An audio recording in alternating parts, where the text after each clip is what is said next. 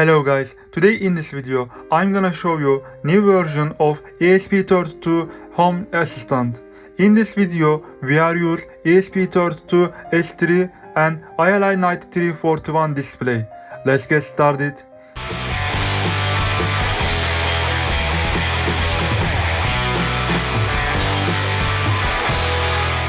In this video we are use TFT-ESPI library. You must be before install and configure. If you don't know how to configure library, check out this video. Link in description. I'm gonna tell you exactly what you're gonna do. Let's continue with Arduino code. This code improvised than before.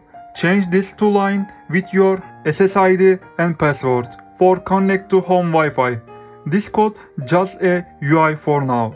You can improve and customize for your smart home setup. All you need links in description. Don't forget to subscribe my channel and see you in next project.